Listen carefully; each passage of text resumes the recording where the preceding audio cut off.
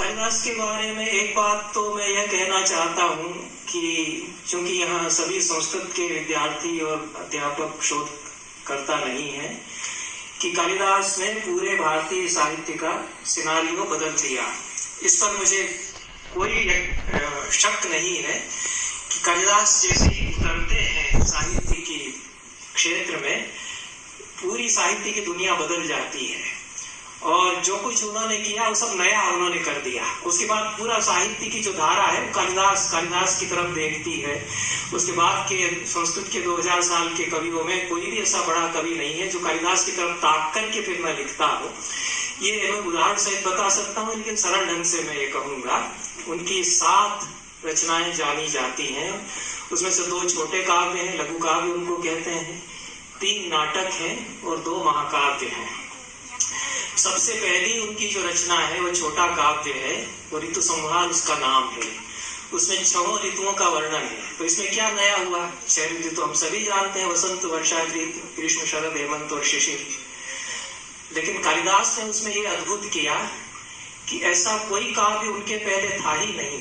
उनके पहले 3000 साल की कविता की परंपरा है, ऋग्वेद से शुरू होती 5-6 हजार साल की परंपरा है, लेकिन ऐसी कोई एक सिंगल कविता नहीं है जो कि इस देश की धरती पर 6 ऋतुएं कैसे आती और जाती हैं और कैसे काल का आवर्तन विवर्तन होता है, कैसे समय पलटता है। ग्रीष्म के बाद जैसे ही बौछारें पड़ती हैं तो क्या हो जाता है, कैसे मन बदल जाते हैं, कैसे धरती श्रृंगार कर लेती है।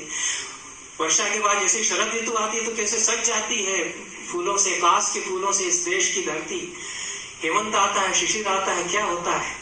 और ग्रीष्म से उन्होंने शुरू किया, ये नई बात है। हमारे यहाँ तो वसंत से आरंभ करते हैं, लेकिन सूर्य इतनी तेज चमक रहा है, सूख गया है सारा जंगल, दावानल धधक रहा है, इससे उन्होंने शुरू करते हैं ऋतु संहार की कविता को वो। और उसमें बताते हैं कि ऐसी गजब की गर्मी है, विंध्याचल में घूम रहे हैं कालिदास उस समय। तो ये समुद्र जनित तापम लादयन्ती व विंध्या, ये जो सारा विंध्याचल धधक रहा है गर्मी के कारण, ऐसी गर्मी है कि जानवर पानी खोजते हुए बेताशा भाग रहे हैं। और उसमें ये हो रहा है कि कोई सांप जो है इतना प्यासा और धूप में उसको छाया नहीं मिल रही है, पेड़ों से पत्ते झड़ चुके हैं, तो किसी मोर कोई खड़ा हुआ है, उसके पंख की छाया के नीचे वो चला जाता है। वो भूल गया है कि मोर खा सकता है मुझे, मोर जो भूल गया है कि मेरा आहार नीचे आ गया है। ऐसी बेताशा गर्मी में सब बेबस हो गए हैं। ये चित्रण का ऐसा यथार्थ चित्रण विश्व का, तरक गई है धरती, दरारें पड़ गई है धरती में, ये चित्रण कालिदास करते हैं। पहली शुरुआत की पहली कविता है उनकी। उसके बाद तो जो धरती श्रृंगार करती है उसमें समय के पलटने के साथ क्या भारत की वसुंधरा है, ऐसी कोई कविता निश्चित रूप से कालिदास के पहले कभी नहीं लिखी गई, जिसमें इस देश की धरती हर ऋतु में कैसी नजर आती, क्या श्रृंगार करती है, वो दिखा दिया गया हो। ये ट्रेंड सेटर हुआ। उसके बाद तो ऋतु वर्णन होने लगे। ऋतु वर्णन महाभारत में आया, ऋग्वेद में भी आए, वाल्मीकि रामायण में भी आए, लेकिन पूरी कविता में 6 ऋतुओं के आने जाने के साथ में इस देश की वसुंधरा क्या रूप बदलती है, ऐसा एक साथ दिखा दिया गया पेनोरमा, वो कालिदास ने किया। ये पहली जो उनकी कृति है उसमें उन्होंने नया किया। दूसरी उनकी रचना मेघदूत है, और मेघदूत तो ऐसी दिमाग चकरा देने वाली रचना थी कि बड़े बड़े आचार्य सिर खपाते रहे कि इसमें है क्या। ये कोई खंडकाव्य नहीं, इसमें कोई किस्सा कहानी नहीं है। इसमें यक्ष, उसने बादल को देखा, उसने दूध बना के भेजना चाहा, और जो कुछ उसके मन में बवाल उठ रहा था, जो कुछ उसके भीतर टेंशन थी, तनाव था, विरह में उसको निर्वासित कर दिया गया था, वो सब बखता चला गया है। जो एक बकवास पूरी बादल को उसने सुना दी, खत्म हो गया, वही उतना ही में काव्य खत्म है। बादल गया कि नहीं गया, बादल क्या दूध बन करके जाएगा, क्या सुनाएगा, तो कालिदास क्या नहीं जानते थे। लेकिन 100 श्लोकों की कविता, इसको रामचंद्र शुक्ल ने कहा कि ये तो राष्ट्रीय काव्य है, पूरे भारतीय साहित्य का एक राष्ट्रीय काव्य है, क्योंकि यक्ष उसमें गुंतारे में क्या क्या सोचता है। आदमी अपने सपनों में कितना ऊंचाई पर जाता है, पूरे देश की धरती को देखता है कि बादल तुम जब दूध बन करके जाओगे तो ये देखोगे, ये जंगल, ये आम्रकूट पर्वत, यहाँ से जाओगे तो विदिशा, उज्जैनी, ये शहर, मंदसौर, दशपुर नगर आएगा, कनखल आएगा, हरिद्वार आएगा। एक एक का बारीकी से वर्णन, उज्जैन का तो ऐसा रुच रुच करके वर्णन किया है उन्होंने। ऋतु संहार जब लिख रहे थे तो विंध्याचल के जंगलों में घूम रहे होंगे, जब मेघदूत लिख रहे थे तो शायद उज्जैन आ चुके थे, वो कुछ साल यहाँ रह चुके थे, कहीं टिके नहीं कालिदास, किसी राजा के दरबार में ज्यादा नहीं टिके, वो यायावर थे, भटकते रहे, केरल तक गए होंगे, क्योंकि केरल के जंगलों का, नारियल के पेड़ों का, सुपारी के पेड़ों का, इलायची के पेड़ों का जैसा वर्णन उन्होंने किया है, तो सब कहते हैं कि वो तो केरल के थे। मिथिला वाले ये बैठे हुए हैं, वो बैठे हुए हैं, अरुण कमल जी बिहार वाले लोग कहते हैं कि वो तो बिहार के थे, कश्मीर वाले कहते हैं कि वो कश्मीर के थे, और यूपी वाले कहते हैं कि हमारे उत्तराखंड के थे, उज्जैन वाले कहते हैं कि नहीं नहीं वो तो उज्जैन के थे, उन्होंने उज्जैनी का ऐसा वर्णन किया। इस देश की धरती में चप्पे चप्पे में घूम करके उन्होंने कुछ छोड़ा ही नहीं। तो मेघदूत जब लिख रहे थे तो क्या अद्भुत परिकल्पना उसमें उन्होंने की है। ऐसा कोई काव्य नहीं था, कहानी किससे होते हैं काव्यों में, खंड काव्य है तो कोई तो छोटी सी कहानी होगी, महाकाव्य है तो बड़े राजा का वर्णन होगा, लेकिन इसमें तो कुछ हुआ ही नहीं। कोई एक यक्ष था, उसने दूध बना करके भेजना चाहा, वो बकता चला गया, उसी में पूरी कविता खत्म हो जाती है, लेकिन अद्भुत कविता बनती है, ऐसी कविता बनी नहीं इसके पहले। और आप देखिए कि 200-250 काव्यों की तो मेरे पास लिस्ट है संस्कृत में जो मेघदूत के अनुकरण पर लिखे गए। कालिदास का जितना इमिटेशन हुआ उतना और किसी कवि का भारतीय साहित्य में नहीं हुआ, न केवल संस्कृत में बल्कि दूसरी भाषाओं में भी दूत काव्य लिखे गए। तो दूत काव्य एक नया जोनर कालिदास ने खड़ा किया, और मेघदूत से वो दूत काव्य की, संदेश काव्य की परंपरा चल पड़ी। तो ऐसा है, दूसरा काव्य उनका था। फिर उन्होंने 3 नाटक लिखे, उसमें पहला नाटक मालिकाग्निमित्रम है। तो मालिकाग्निमित्रम भी ट्रेंड सेटर है, उसकी अनुकृति में, उसके इमिटेशन पर संस्कृत में बहुत सारे नाटक लिखे गए, पूरा एक जोनर शुरू हुआ संस्कृत में नाटिका का। सामंत है, ये पुष्यमित्र शुंग का काल है, 2nd सेंचुरी बीसी का, 1st सेंचुरी बीसी आ रही है, जिसमें कि कालिदास है। अग्निमित्र एक सामंत है जो पुष्यमित्र शुंग का बेटा है, वो विदिशा में रहता है, यही पास में, आपके भोपाल के एकदम पास। 250 साल पहले, 2000 साल पहले अग्निमित्र यहाँ राज करते थे। कौन जानता है अग्निमित्र को? हेलियोडोरस का स्तंभ जानते हैं, अग्निमित्र का नाम कौन जानता है? तो अग्निमित्र की कहानी पर कालिदास ने नाटक लिखा। इतिहास की बहुत सारी अनछुई परतें उन्होंने, बहुत सारे अनछुए पक्ष उन्होंने उसमें उद्घाटित किए। और एक राजा है, क्योंकि पिता से कुछ अनबन सी है तो यहाँ उन्होंने भेज दिया है, यहाँ रह रहा है, तो एक कम उम्र की लड़की पर रीझ जाता है, और जो रानियां उसकी है वो नाराज होती है। ये ट्रेंड एक चला है। इस कहानी पर बहुत सारे नाटक और काव्य संस्कृत में फिर लिखे गए, और बहुत यथार्थ जीवन जो सामंती समाज का है उसको कालिदास ने, तो जैसा अनामिका जी ने कहा कि वो धरती से शुरू करते हैं, स्प्रिंग बोर्ड उनका ये धरती है, ऋतु संहार में पूरे देश की धरती, मेघदूत में पूरे देश की धरती, यहाँ के तीर्थ स्थान, यहाँ के नगर, यहाँ के पहाड़, यहाँ की नदियां, एक एक का ऐसा आंखों देखा वर्णन मेघदूत में है। यहाँ तक कि छोटी सी नदी जिसको लोकेट करते फिरते हैं कि वो निर्विंध्या, वो पार्वती, वो कहाँ है इस समय।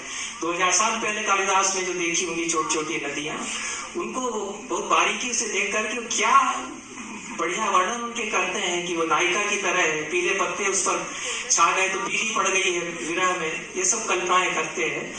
तो ये उनका जो उड़ान भरने का है, जैसे कि प्लेन जो है फ्लाइट भरता है तो धरती में थोड़ा चलता है फिर उड़ान भरता है, इस धरती पर वो चलते हैं और फिर उड़ान भरते हैं।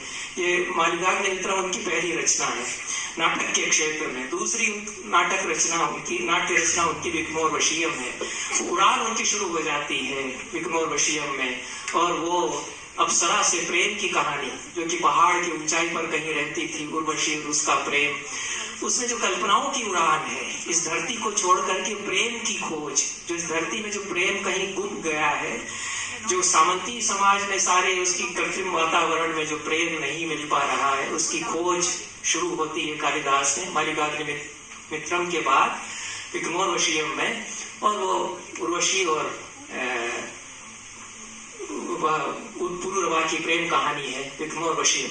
और तीसरा जो उनका नाटक है अभिज्ञान शाकुंतलम, उसके बारे में मैं एक बात बताया करता हूँ जहां जहां मैं बोलता हूँ कि अभिज्ञान शाकुंतल 1789 में पहली बार किताब के रूप में छप करके आया, मूल संस्कृत और अंग्रेजी अनुवाद के साथ। सर विलियम जोन्स जो कलकत्ता में सुप्रीम कोर्ट में जज थे, संस्कृत के बड़े भारी पंडित थे, उन्होंने उसका ट्रांसलेशन किया और मूल पाठ छापा।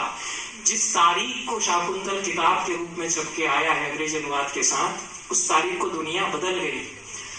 मैं अकाट्य प्रमाणों से साबित करता हूँ, किसी ने खंडन नहीं किया मेरी बात का, कि क्यों दुनिया बदल गई। यूरोप के बहुत सारे कवि प्रभावित हुए, जैसे वो शाकुंतल पहुंचे, यूरोप में तहलका मचा।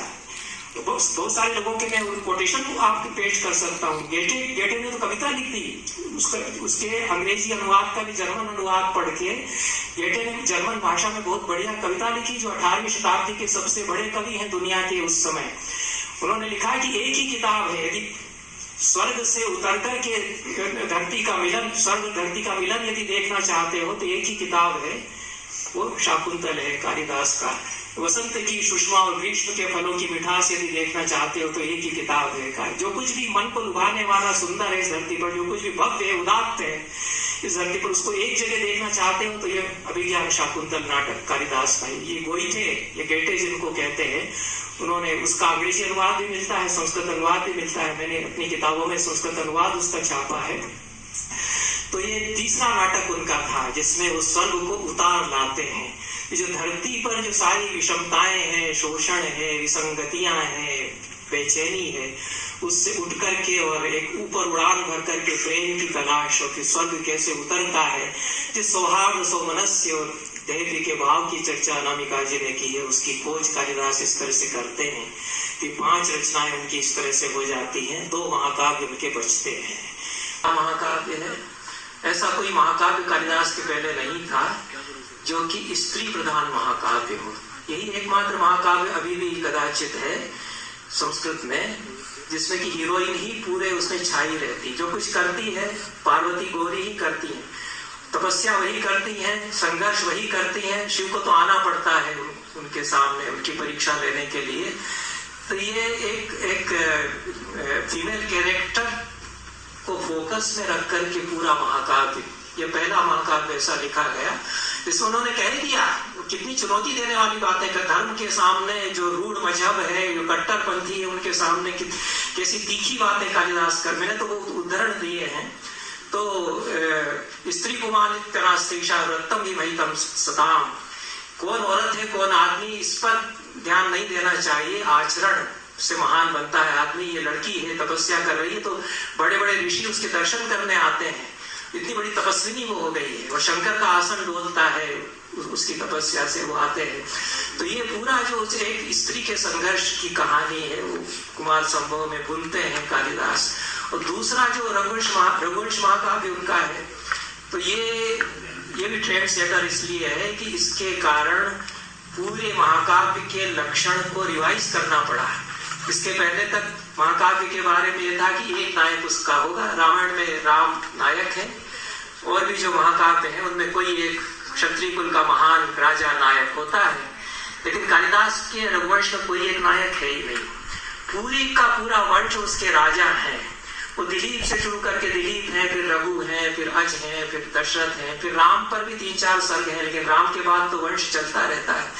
तो जिस तरह से ऋतुसंहार में पूरी धरती का जो सौंदर्य है उसको कालिदास देख रहे हैं, रघुवंश में पूरे वंश के उत्थान पतन को देख रहे हैं। तो ऐसा कोई महाकाव्य नहीं था संस्कृत में इसके पहले जिसमें कि पूरे वंश के उत्थान पतन को इस तरह से दिखाया जाए कि सारे सांस्कृतिक मूल्य उसमें आ जाए, इस देश की सारी सांस्कृतिक परंपराएं, भूगोल, इतिहास, ये सब भी उसमें आ जाए, और कैसे कोई इतनी बड़ी डिनास्टी गिरती है, उसका अधःपतन कैसे होता है। बहुत विलासी राजा उसमें हो गया है, इतना विलासी हो गया कि उसको टीबी हो गई थी और प्रजा को दर्शन नहीं देता था, और वो खिड़की से पांव लटका देता था। जब प्रजा चिल्लाती थी कि राजा साहब के दर्शन नहीं मिलते हैं, तो उसने कहा क्या करूं, तो उसने कहा ठीक है, मेरे पास समय नहीं है, सुंदरियों से घिरा हुआ है, ये जो आता है ना खिड़की है, इसमें पांव अपना ऐसे रख देता हूँ, मैं नीचे जाते हुए लोग मेरे पांव के दर्शन करते हैं। वही इतना अधःपतित राजा है, उसके साथ समाप्त करते हैं।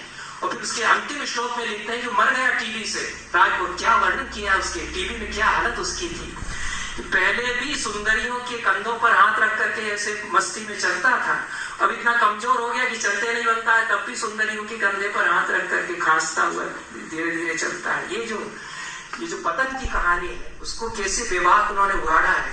फिर अंतिम श्लोक उसका यह है कि राज्ञी राज्यम अशिषत विधिवत भर्तुरव्याहता गया। वो मर गया, उसको कोई संतान नहीं, तो मंत्री ने उसकी रानी को सिंहासन पर बिठा दिया कि आप करिए राज। उस रानी ने इतना अच्छा सिंहासन राज्य चलाया कि जैसे पहले के राजाओं ने चलाया था वैसे वो राज्य करती रही। इसके साथ उन्होंने कहा कि इसके आगे कुछ नहीं कहना। ये अंतिम पंक्ति रघुवंश की है कि वो रानी राज्य करती रही, खत्म कर देते हैं। ये तो रविन्द्रनाथ के टैगोर भी बताते हैं कि कहाँ झटके से कालिदास छोड़ देते हैं कि इसके आगे कुछ नहीं। वो मौन में बहुत कुछ कहते हैं। एक वाक्य में उन्होंने बहुत कुछ कह दिया, उठ खड़ा होगा भारत उसके साथ में। तो ये 7 जो रचनाएं कालिदास की हैं उनके बारे में मैंने बताया। समय तो इसी में बहुत ज्यादा हो गया, बहुत सारी बातें छोड़ देता हूँ। और आप लोगों ने बहुत धैर्य से सुना। आप लोगों को कुछ पूछना हो, करना हो, बहुत कुछ छूट जाता है तो मैं कालिदास पर बहुत बोलता रहा हूँ। मेरे करीब 25-30 लेक्चर्स तो मेरे YouTube के चैनल पर ही कालिदास के हैं। और यहाँ आने पर कई बातें मेरे मन में कालिदास के बारे में फिर आई तो मैं फिर बोलूंगा ही वहाँ।